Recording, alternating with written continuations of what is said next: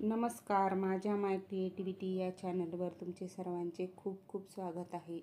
आज मी तुम्हाला वडा समोसावाल्याकडे जशी गोड चटणी मिळते त्याप्रमाणे अगदी सोप्या पद्धतीने चटणी बनवून दाखवणार आहे।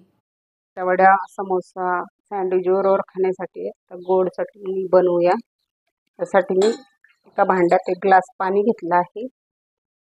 तर त्यामध्ये अर्धा ग्लास किंवा 1 वाटी साखर टाकायची आहे। ती विरघळेपर्यंत उकळून घ्यायची आहे। साखर आता पाण्यामध्ये पूर्णपणे विरघळली आहे। आता त्यामध्ये पाऊण वाटी चिंच घालायची आहे आणि ती 8 ते 10 मिनिटं शिजू द्यायची मीडियम फ्लेमवर। चिंच 8 ते 10 मिनिटं शिजवून घेतली आहे।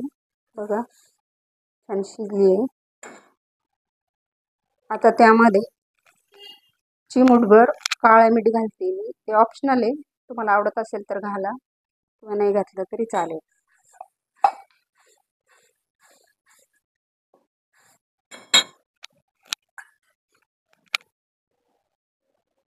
चिंचेचं पाणी गाळणीने आता गाळून घ्यायचं आहे।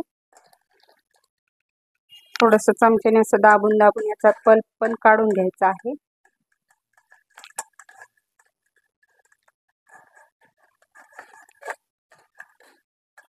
मी आता गाळणीने गाळून घेतलं आहे सगळं चांगलं। हे आता टाकून द्यायचं आहे। बघू शकता चिंचेचं पाणी मी आता परत उकळवायला ठेवलं आहे। वाटीमध्ये आता मी 1 चमचा कॉर्न फ्लोअर घेतला आहे। त्यामध्ये थोडंसं पाणी घालून मिक्स करून घ्यायचं आहे। व्यवस्थित मिक्स करून घ्यायचं आहे, गुठळ्या राहू द्यायच्या नाही। याला छान मी कच्च्या चटणीसारखा कलर यावा म्हणून त्यामध्ये मी आता 1 चिमूटभर खायचा रंग घालते लाल। आता त्यामध्ये मी 1 चिमूटभर फूड कलर घालून घेतला आहे।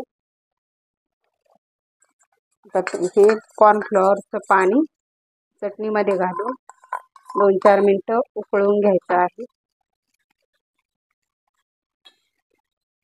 तुम्ही बघू शकता किती छान सुंदर कलर आलाय। चिंचेची आंबट गोड चटणी आता तयार आहे। रेसिपी आवडली असेल तर लाईक, शेअर आणि सबस्क्राईब करायला विसरू नका। धन्यवाद।